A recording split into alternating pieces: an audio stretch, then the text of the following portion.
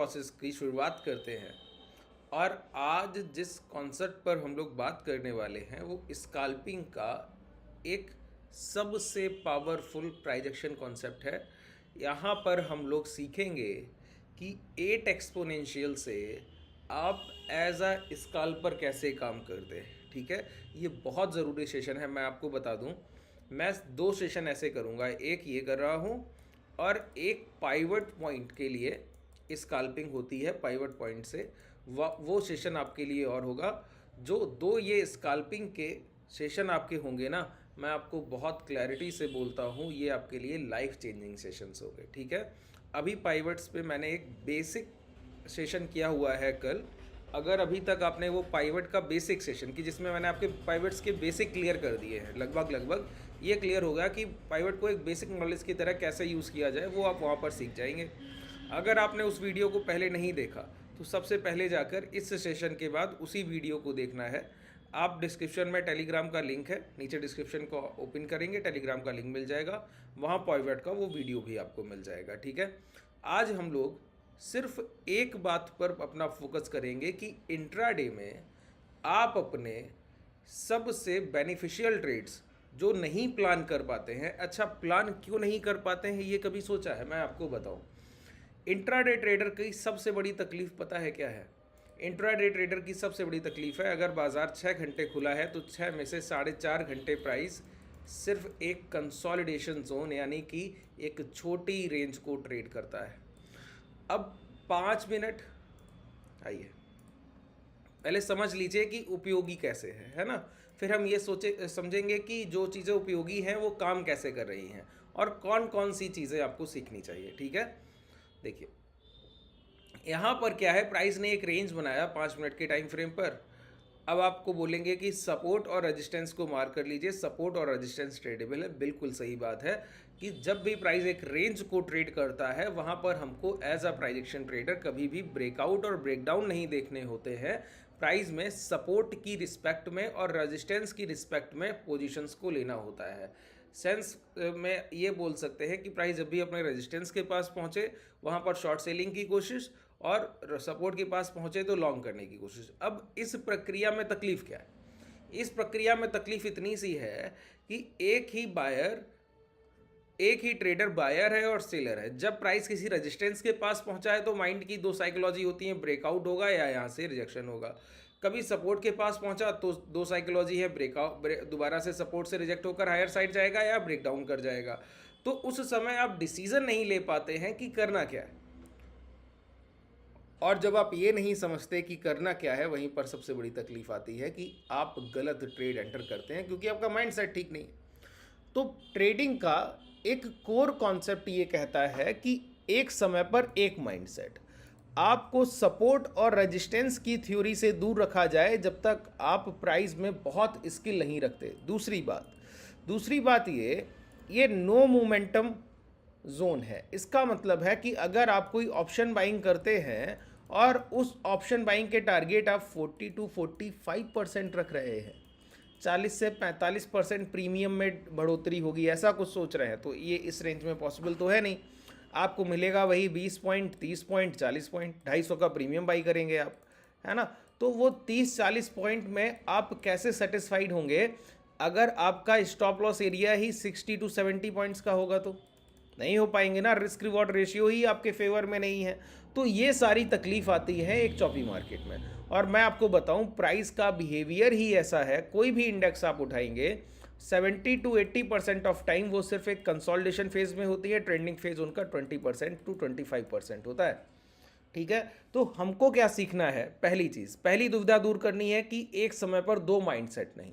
एक समय पर अगर रेजिस्टेंस के पास प्राइस पहुंच रहा है तो लग रहा है ब्रेकआउट करेगा या ब्रेकडाउन करेगा, पता ही नहीं है। ब्रेकआउट सोच रहे हैं तो वहाँ फेलियर हो रहा है, ब्रेकडाउन सोच रहे हैं तो वहाँ भी फेलियर। यही तकलीफ आ रही।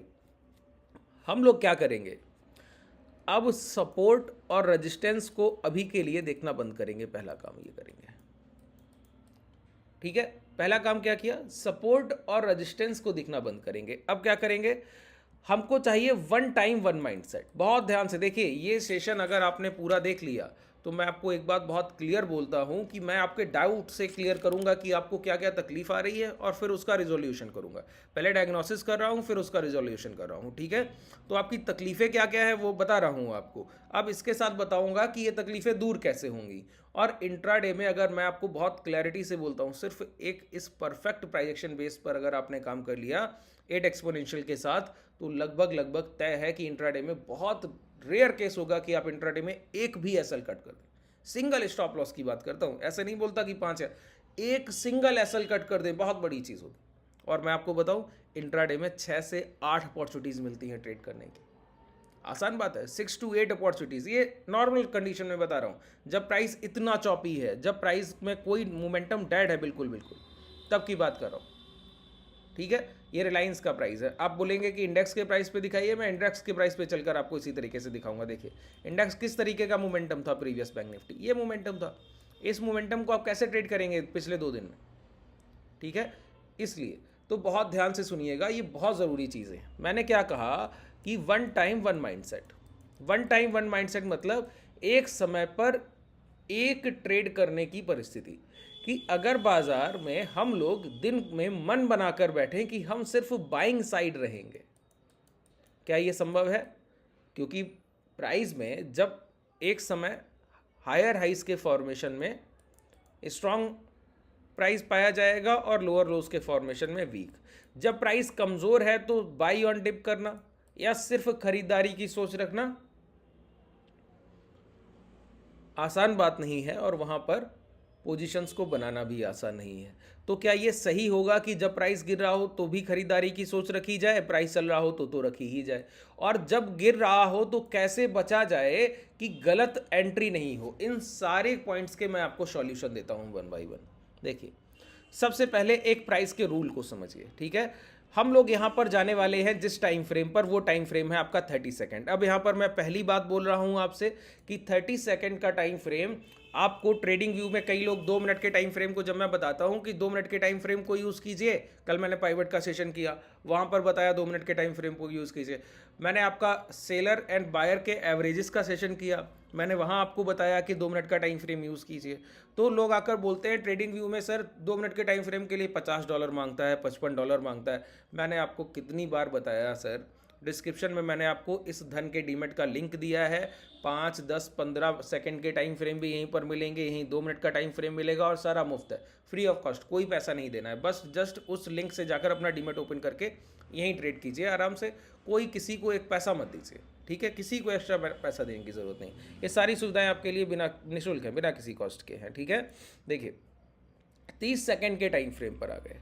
अब 30 सेकंड के टाइम फ्रेम पर हमको एक एवरेज लगाना है। हमको देखिए, बहुत ध्यान से सुनिए, आज मैं बता रहा हूं आपको सिर्फ खरीदारी के लिए, और मैं आपको दावे से कहता हूं प्राइस कितना भी कमज़ोर हो आपका स्टॉप लॉस नहीं ले पाएगा, क्योंकि हम वहां पर बहुत प्राइस एक्शन के रूल्स के साथ आगे बढ़ रहे हैं, ठीक है। हमको बाई साइड ही देखना है, हमको सिर्फ एक काम करना है कि हमको सिर्फ लॉन्ग करने के लिए मार्केट में पोजीशंस को देखना है, इसके अलावा कुछ नहीं करना है। पहली चीज़, one time one mindset, ठीक है। अब बाइंग साइड देखना है तो देखेंगे कैसे? तो सबसे पहला काम करेंगे अपना एक जो हम लोगों का फेवरेट एक्सपोनेंशियल मूविंग एवरेज है, 8 एक्सपोनेंशियल मूविंग एवरेज का लो। क्या करना है? इनपुट्स में आना है, 8 लेंथ कर देना है, सोर्स को लो पर रखना है, एसएमए को ईएमए कर देना है, और स्टाइल को यहाँ से हटाकर आप इस तरीके से थोड़ा सा डार्क रखिए। अब ये आपके लिए बन गया 8 एक्सपोनेंशियल लो का एक perfect combination 30 minute time frame पर। अब इसको उपयोग कैसे करना है ये अगर आपने समझ लिया तो लगभग लगभग आपकी दुविधाएं दूर हो जाएंगी। देखिए, अब ये बताने की तो कोई ज़रूरत है नहीं कि 8 MR लो क्यों यूज़ कर रहे हैं। बेसिकली हम लोग बायर के लास्ट बाइंग प्राइस पर जहाँ से वो रिजेक्शन उठाता है उसको कैच करने की कोशिश करेंगे, और उसमें हम लगभग हर बार सही होंगे जब भी बाइंग सिग्नल स्ट्रांग होगा। अच्छा, एक बात बताइए, सबसे पहले यहाँ पर हमको प्राइजेक्शन का एक पहला सहारा लेना होगा कि बायर्स बिहेवियर का पहला बिहेवियर जो होता है वो होता है, वो खरीदार अच्छे होते हैं जो खरीदार अपनी पहली खरीदी गई क्वांटिटी को ही दोबारा ना टूटने दें और दूसरी क्वांटिटी खरीद लें। इसका मतलब हुआ वो बायर जो एक बार इस तरीके से भाव नीचे आ रहा है और अपनी आखिरी खरीदारी को बचाते हुए पिछले बिकवाल को काट दें, ये हैं अच्छे बायर्स। इसका मतलब हुआ एक गिरते हुए प्राइस में अगर लास्ट स्विंग लो ब्रेक हो गया तो ये अच्छे खरीदार नहीं है, इन पर हमको कोई भरोसा नहीं। क्यों? कोई प्राइस अगर 100 से गिरकर 95 आया, दोबारा से चलकर 97 गया और लौट रहा है, अगर ये 95 पर बैठे खरीदार अच्छे थे जो प्राइस को 97 तक लेकर गए थे, अगर ये बायर्स अच्छे थे तो प्राइस को दोबारा नीचे आने पर 95 को ब्रेक नहीं करना चाहिए, इसके नीचे की क्लोजिंग नहीं आनी चाहिए। अगर आती है तो ये पिछले बायर्स ही अच्छे बायर्स नहीं थे, इन पर हमारा कोई भरोसा नहीं। तो हम जब इन बायर्स पर बिलीव ही नहीं कर रहे तो कोई ट्रेड एग्जीक्यूट करेंगे नहीं। बात क्लियर हुआ? इसमें पहला आपका पॉइंट जो नोट डाउन करने वाला है वो ये कि कोई गिरते हुए प्राइस में जब पहली बार प्राइस 8 एक्सपोनेंशियल मूविंग एवरेज के अंदर आएगा तो कभी भी आप लॉन्ग का पोजीशन एंटर नहीं करेंगे। बात क्लियर हुआ? देखिए, एक एक पॉइंट बताऊंगा, हो सकता है ये सेशन 2 पार्ट में हो पाए कि आज एक पार्ट मैं इसका पूरा करूं और कल दूसरा पार्ट इसका पूरा करूं, ठीक है? तो बहुत ध्यान से सुनते जाइए, एक एक पॉइंट को क्लियर करते जाइए। मैंने क्या बोला? जब कोई प्राइस पहली बार अगर गिरता हुआ प्राइस है और first time 8 exponential moving average के अंदर आ रहा है तो उसको लॉन्ग करने से बचेंगे। अब दूसरा पॉइंट ये कि अगर कोई प्राइस पहले से अच्छा है, मतलब पहले से खरीदार अच्छे हैं। पहले से खरीदार कैसे अच्छे होंगे? कि कोई प्राइस जो एक बार एक स्तर तक चल कर गया, मान लेते हैं 95 से 100 चल कर गया और दोबारा गिरकर आया, तो बायर्स ने खरीदारी की और ये 100 के हाई को ब्रेक कर दिया, तो ये एक अच्छे खरीदार हैं जो अपनी पिछली खरीदारी तो बचा ही रहे हैं और नए सेलर्स जो बाजार में हायर लेवल पर मिलते जा रहे हैं उनको भी काटते जा रहे हैं। तो ऐसे प्राइस में जहां पर पहले से प्राइस का मोमेंटम हाई है, ऐसे प्राइस में फर्स्ट टाइम ही 8 एक्सपोनेंशियल लो के अंदर प्राइस आएगा तो वहीं पर आप अपनी खरीदारी करेंगे। देखिए, 8 एक्सपोनेंशियल मूविंग एवरेज ऐसे चलेगा, प्राइस इस तरीके से चलेगा। अगर ये एक बार नीचे आया और ऊपर गया और अपने लास्ट स्विंग हाई को नहीं निकाला और उसके पहले गिर गया और दोबारा ऊपर ना आने से पहले पहले ये लास्ट स्विंग लो ब्रेक कर गया, तो मतलब हमको कोई लॉन्ग नहीं करना। अब ये एवरेज फिर नीचे आएगा इस तरीके से, ये प्राइस फिर इस तरीके से जाएंगे, इसके ऊपर एक बार फिर नीचे आएंगे, कोई लॉन्ग नहीं करना। एवरेज इस तरीके से आएगा, फिर एक बार प्राइस ऊपर जाएगा, कोई लॉन्ग नहीं करना, प्राइस दोबारा नीचे आएगा और दोबारा चलकर जब अगर ये हाई ब्रेक कर दिया, अब फिर से 8 एक्सपोनेंशियल लो के जितनी बार प्राइस अंदर आकर ऊपर जाएगा हर बार आप लॉन्ग करेंगे, हर बार लॉन्ग करेंगे। सिंपल। अब देखिए, इसमें कोई कंफ्यूजन रह गया हो तो मुझे बताइएगा, मैं दूसरे सेशन में इसको क्लियर कर दूंगा। देखिए, स्काल्पिंग है, स्काल्पिंग में हमको बहुत चीज़ों को शार्पली करना होता है, इस वजह से हो सकता है आपको थोड़ा कॉम्प्लिकेटेड लगे, लेकिन मैं कोशिश करूंगा चीज़ों को जितना आसान हो सके उतना आसान रखा जाए। और यहाँ पर आपको प्रैक्टिस की ज़रूरत पड़ेगी, लेकिन ये प्रैक्टिस अगर आपने कर ली तो लगभग तय है आप कभी भी अपने लॉसेस को बुक नहीं करेंगे। देखिए, मैंने क्या बताया, ध्यान से सुनिए। यहाँ पर देख लीजिए, गलत एंट्री कैसे नहीं होगी, पहले तो वही समझ लिया जाए, नहीं तो आप लोग गलत एंट्रीज कर लेंगे, वो सबसे बड़ी दुविधा है। ठीक है, आज आप ये समझ लीजिए कि 8 एक्सपोनेंशियल के 30 सेकंड के टाइम फ्रेम में वो पोजीशंस कौन सी हैं जिनको आपको नहीं लेना है। ठीक है, यहाँ पर देखिए, प्राइस एक बार नीचे आया, ऊपर गया, ऊपर जाने के बाद जब नीचे आया है तो लास्ट स्विंग लो को ब्रेक कर गया, मतलब अब ऊपर जाने पर हमको कोई पोजीशन नहीं लेना है। फिर नीचे आ रहा है, नीचे आते हुए फिर ऊपर गया तो स्विंग हाई को अभी भी नहीं निकला है, मतलब कोई पोजीशन नहीं लेना है। फिर नीचे आया तो लास्ट स्विंग लो को ब्रेक कर गया, मतलब फिर ऊपर जाने पर कोई पोजीशन नहीं लेना है। बिल्कुल ठीक बात है, फिर ऊपर जाने पर कोई पोजीशन नहीं लेना है। फिर प्राइस ऊपर जाकर स्विंग हाई को नहीं निकला, अभी ऊपर जाने पर फिर कोई पोजीशन नहीं लेना है। नीचे आकर फिर ऊपर जा रहा है, अभी भी स्विंग हाई नहीं निकला, कोई पोजीशन नहीं लेना है। प्राइस नीचे आकर फिर ऊपर गया, लास्ट स्विंग हाई अभी भी नहीं निकला, कोई पोजीशन नहीं लेना है। फिर ये लो ब्रेक हो गए, अभी भी कोई पोजीशन लॉन्ग की तरफ देखना ही नहीं, मतलब एग्जीक्यूशन के लिए कोई सेटअप बनेगा ही नहीं। अभी तो बायर ही स्ट्रांग नहीं है तो हम खरीदें क्या? मैंने कहा ना, वन टाइम वन माइंडसेट, बिल्कुल क्लियर बैठिए। एक समय पर एक माइंडसेट रहेगा, हम सिर्फ खरीदार हैं और खरीदार यहाँ पर कोई अच्छे दिख नहीं रहे। एक ऐसे खरीदार नहीं निकले जिन्होंने आखिरी बिकवाल को काट दिया हो, तो हम ऐसे खरीदार पर भरोसा ही क्यों करें जो अच्छा पैसा नहीं लगा पा रहा है। बात क्लियर हुआ? हम तो वहाँ पैसा लगाएंगे जहाँ बड़े हाथी आकर पार्टिसिपेंट करें, मतलब बड़े बायर्स आकर पार्टिसिपेंट करें। अगर नहीं कर रहे हैं तो हम वहाँ से बाहर बैठेंगे पेशेंस के साथ, धैर्य के साथ। अब प्राइस फिर ऊपर जाता है, ऊपर जाते हुए फिर ये लास्ट स्विंग हाई को नहीं निकाला। जब तक एक लास्ट स्विंग हाई नहीं निकलता तब तक हम लॉन्ग की तरफ नहीं देखेंगे, अभी तक नहीं निकला। बात क्लियर हुआ? अब जाकर अगर ये हाई, अब आगे के सेशंस में देखिएगा जब प्राइस ओपन होगा उसके अकॉर्डिंग। ठीक है, अब इसके पहले चलते हैं। अब ये समझ आ गया ना इस पूरे मोमेंटम से ये समझ आ गया कि ये लास्ट स्विंग हाई नहीं निकालता है, उसके पहले पहले कितनी बार भी ऊपर आए कोई मतलब नहीं, यहाँ पर लॉन्ग करने का एक भी प्राइस आपको कोई स्ट्रक्चर नहीं दे रहा है। तो फिर लॉन्ग करने का स्ट्रक्चर कब बनता है, ये भी तो जानना ज़रूरी है कि प्राइस फिर लॉन्ग करने के मौके कब देगा। अब सबसे ज़रूरी पॉइंट आ रहा है, इसको बहुत ध्यान से सुनिएगा। मैंने क्या कहा, प्राइस 8 एक्सपोनेंशियल का एवरेज ये हो गया, इसके नीचे आ रहा है, आता हुआ प्राइस अगर ऊपर जाए और लास्ट स्विंग हाई को ब्रेक ना करे, उसके पहले लॉट कर ये ब्रेक कर दे, फिर ऊपर आएगा तो हमको लॉन्ग नहीं करना है, फिर यही करे तो फिर लॉन्ग नहीं करना है। ऊपर जाए नीचे आए और लो को भी ब्रेक ना करे, फिर ऊपर जाए और लास्ट स्विंग हाई को भी ना निकले, तब भी लॉन्ग नहीं करना है, चाहे कितना भी ऊपर आता रहे। लास्ट स्विंग लो को निकालने के बाद फिर ऊपर आए तो अभी भी लास्ट स्विंग हाई नहीं निकला, अभी भी लॉन्ग नहीं करना है। ठीक है, बात क्लियर हुआ। एक बार अब आपको अपनी नग्न आंखों से देखना है सर कि लास्ट स्विंग हाई निकलना चाहिए, ठीक है, और उसके ऊपर फिर प्राइस कितना भी मोमेंटम करे, फर्स्ट टाइम में कोई एंट्री नहीं, पहली बार जाने पर कोई एंट्री नहीं, चाहे चलता ही क्यों ना चला जाए, वो हमारे लिए अपॉर्चुनिटी नहीं है। बात क्लियर हुआ, रिट्रेसमेंट के बाद होगा। अब बात समझिए, अगर यही प्राइस इस तरीके से देखिए गिरते गिरते लास्ट स्विंग हाई एक बार भी नहीं निकाला, अब मान लेते हैं कल मार्केट ओपन होता है, यहाँ कहीं खुलता है और ये लास्ट स्विंग हाई को निकाल दे, एक बार निकाल दिया, अब प्राइस 8 एक्सपोनेंशियल, अब प्राइस क्या हो 8 एक्सपोनेंशियल मूविंग एवरेज के एक बार नीचे आकर जैसे ही ऊपर जाएगा, जस्ट अ लॉन्ग, आपकी एंट्री की शुरुआत हो गई है। अब ये खरीदार अच्छे आ गए हैं, अब ये वही खरीदार हैं जिन्होंने अपने लास्ट बाइंग प्राइस को बचा लिया और सेलर के लास्ट सेलिंग प्राइस को ब्रेक कर दिया। अब यहाँ पर हमारा कॉन्फिडेंस बिल्ड होगा कि अब बाजार में कुछ अच्छे खरीदार आए हैं, ऐसे खरीदार जिन्होंने कम से कम लास्ट सेलर्स को ब्रेक किया, लास्ट सेलिंग प्राइस को ब्रेक किया। देखिए बहुत लॉजिकल बात मैं करता हूँ, जो पॉइंट बोलता हूँ बहुत लॉजिकल है, एक एक प्राइस में पूरी तरीके से सेंटिमेंट के साथ ऐसे ही काम करेगा जैसे बोलूँगा, point to point, not to not. जाइएगा, ट्यूसडे को मार्केट ओपन होगा, इंट्राडे में यूज़ कीजिएगा और रिजल्ट्स मिलते हैं उसके बाद आइएगा।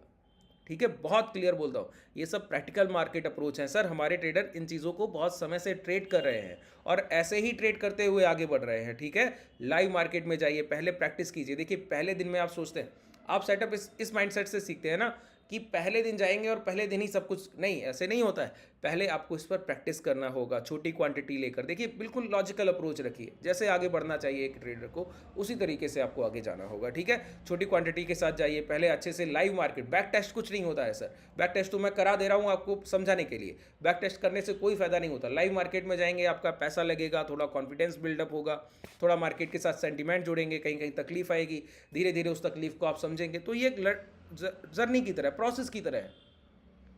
5-6 दिन आपने प्रैक्टिस कर लिया, फिर एक एज आ जाएगा आपके हाथ में, फिर कोई तकलीफ नहीं होगी। उस तरीके से प्राइस को देखा कीजिए। ठीक है, देखिए अब हमको क्या करना है समझिए, एक बार अगर स्विंग हाई निकल गया तो अब हमको रिट्रेसमेंट, जैसे एक बार निकल गया ये, अब हमको रिट्रेसमेंट का वेट करना है, कब प्राइस 8 एक्सपोनेंशियल लो के नीचे आए, ये 8 एक्सपोनेंशियल लो। अब अगर एक बार भी ऊपर आता है, यहीं पर लॉन्ग करना है, ये सबसे बेहतरीन प्राइस की जगह है लॉन्ग करने की, और स्टॉप लॉस स्विंग लो। अब ये 30 सेकंड का टाइम फ्रेम है, मैं आपको बताऊं 5 से 6 पॉइंट 7 पॉइंट बैंक निफ्टी के at the money strike price में असल रहता है, 5 6 7 8 पॉइंट, और जब टारगेट मिलता है तो 40 पॉइंट 50 पॉइंट इस तरीके से भी मिल जाता है, कभी कभी 20 पॉइंट 25 पॉइंट। तो यहाँ पर क्या है, एसल एरिया आपका बिल्कुल ना के बराबर है, बिल्कुल छोटा सा, और टारगेट आपके उसी के अकॉर्डिंग है कि कभी 20 पॉइंट 25 पॉइंट, कभी कभी 40। स्कैल्पर का काम क्या है, बहुत छोटा सा पैसा देकर बाजार से बड़ा पैसा लेकर चले जाते, बहुत छोटा सा पैसा देकर। ठीक है, देखिए अब भाई आपको देखो, ध्यान से देखते रहिए, मैं आपको एक एक कॉन्सेप्ट बहुत क्लैरिटी से यहाँ पर डिलीवर कर रहा हूँ, आपको बस देखते रहना है और सुनते रहना है। कोशिश कीजिए कुछ की पॉइंट्स को नोट डाउन किया जाए। प्राइस ऊपर गया, स्विंग हाई को निकालने से पहले पहले नीचे आता है और फिर ये लो ब्रेक कर देता है, पहली बार ऊपर जाते हो, ठीक है, दोबारा नहीं आया, इस लो को ब्रेक कर दिया, फिर ऊपर जा रहा है, स्विंग हाई को निकालने से पहले पहले ये लो ब्रेक कर दिया, फिर ऊपर जा रहा है, स्विंग हाई को निकालने से पहले पहले ये लो ब्रेक कर दिया। अब यहाँ पर आइए, अभी तक हमको अच्छे बायर्स नहीं मिले, तो हम तो खरीदार हैं भाई, हम तो सेलर है ही नहीं, तो ये सेलिंग का प्राइस एक्शन है। मैं सिखाऊंगा आपको सेलिंग भी कैसे करते हैं, ये भी सिखाऊंगा, अभी बाइंग सिखा रहा हूँ। ठीक है, अभी सिर्फ 8 एक्सपोनेंशियल लो पर 30 सेकंड के टाइम फ्रेम पर बाइंग, वो भी इंडेक्स में, और किसी भी इंडेक्स में आप करेंगे रिजल्ट्स इतने ही घातक होने वाले हैं, कुछ बदलने वाला नहीं है। देखिए प्राइस क्या करे, एक बार ऊपर गया, नीचे आया, नीचे आते हुए लास्ट स्विंग लो को ब्रेक नहीं किया, फिर ऊपर गया, अब स्विंग हाई ब्रेक कर गया, अब मैं इंटरेस्टेड हूं, अब मेरा जो है समय आ गया है, जितना मैंने पेशेंस रखा वो दूर हुआ। अब मेरा टाइम आया टाइम टू बाई। अब मैंने क्या कहा, एक बार प्राइस 8 एक्सपोनेंशियल लो के नीचे आए, दोबारा एक कैंडल ऊपर बनाए, स्विंग लो के नीचे के क्लोजिंग के एसएल और लॉन्ग कर दीजिए। फिर नीचे आता है, फिर ऊपर जाता है, स्विंग लो के नीचे के स्टॉप लॉस लॉन्ग कर दीजिए। फिर नीचे आता है, फिर ऊपर जाता है, स्विंग लो के नीचे के एसएल लॉन्ग कर दीजिए। फिर नीचे आता है, फिर ऊपर जाता है, स्विंग लो के नीचे के स्टॉप लॉस लॉन्ग कर दीजिए। ये जो प्रक्रिया है, अब देखिए पूरे मोमेंटम में आपको 1 2 3 4 5 एंट्रीज मिली और हर बार प्राइस ने बहुत छोटा सा एसएल एरिया आपको दिया और बड़े बड़े टारगेट आपको दिए। सिर्फ सिंपल कोर कॉन्सेप्ट है कि अच्छे बायर इंट्राडे में छोटे खरीदार मिल गए, एक बार अच्छे मिल गए जो छोटे समय पर खरीदारी करने आए। अब यहाँ पर ना तो आपको सपोर्ट देखना पड़ रहा है, ना रेजिस्टेंस, ना प्रीवियस प्राइस एक्शन, ना ही पिछले 3 दिन का प्राइस एक्शन, कुछ नहीं। सिंपल एक अपने आप में पूर्ण सेटअप है ये, पूर्णता। कुछ भी अलग से देखने की ज़रूरत नहीं, ना ही ऑप्शन चेन देखना है, ना ही कोई और दूसरा प्राइस देखना है, ना ही प्रीवियस डे का ट्रेडिंग सेशन देखना है, कुछ भी नहीं। सिंपल कोर कॉन्सेप्ट है, जहां पर बायर स्ट्रांग वहां पर हम अपनी पोजीशंस बनाने की शुरुआत करेंगे और जहां तक बायर्स प्राइस को राइड करेंगे हम उस प्राइस में बायर्स के साथ राइड करेंगे और परफेक्ट स्कैल्पिंग। ठीक है, ये इतना लॉजिकल है। आप जाकर ट्रेड करेंगे, पहले जाकर बैक टेस्ट कर लीजिए। आप लोगों का हैबिट होता है कि बैक टेस्ट करना है, तो पहले संतुष्ट हो जाइए, बहुत अच्छे से जाकर कीजिएगा। ठीक है, मैंने एक ही आपको तरीका बताया है कि प्राइस में क्या करना है। एक बार जब swing low last swing high निकल जाए, उसके बाद जब रिट्रेसमेंट के बाद प्राइस आए और अपने लास्ट स्विंग लो को ब्रेक करने से पहले टर्न अराउंड हो, तो वहीं पर आपको लॉन्ग की पोजीशंस लेनी होती हैं। एसएल वही स्विंग लो आपका रहता है और हर बार आपके टारगेट अचीव होते हैं। आपने एक ये सेगमेंट देखा, मैं आपको और भी सेगमेंट दिखा देता हूँ। देखिए, जितने यहाँ पर बनेंगे उतनी बार आपको दिखाऊंगा। इसमें कुछ भी ऐसा नहीं है जो आप बदल जाएगा, जैसे काम कर रहा है हूबहू वैसे ही काम करेगा। ठीक है, अब इसके साथ जिसको हैजिंग आता है ना सर, उसके लिए ये समझिए कि फिर तो नामुमकिन है कि कोई आपसे एक पैसा भी ले जाए इस बाजार से। हैजिंग जो है वो इस तरीके का कॉन्सेप्ट है कि ऐसे प्राइजेक्शन में तो आपको एक पैसे का लॉस नहीं दे सकता, एक सिंगल कॉइन ऑफ मनी नहीं लेता आपसे, बस आपको आना चाहिए, है ना। हैजिंग अगर आप लोग भी सीखना चाहें तो नीचे डिस्क्रिप्शन में कॉन्टैक्ट डिटेल है, क्लासेस में आ सकते हैं आप लोग। ठीक है, मैंने प्राइजेक्शन की शुरुआत की है, आज से करूँगा क्लासेस में, अभी एडमिशन चल रहे हैं। आप लोग अगर इनरोल करना चाहें तो कर सकते हैं। देखिए, यहाँ पर प्राइस ऊपर गया और स्विंग हाई को ब्रेक कर गया। मैंने क्या कहा, एक बार में जहाँ तक जाना चाहे जाने दीजिए, दोबारा आने पर आता है ना तो यहीं पर लॉन्ग कीजिए। यहीं पर एक बार नीचे आकर ऊपर गया, अब लॉन्ग कीजिए। स्विंग लो गया नहीं, स्विंग हाई निकल गए थे, परफेक्ट है।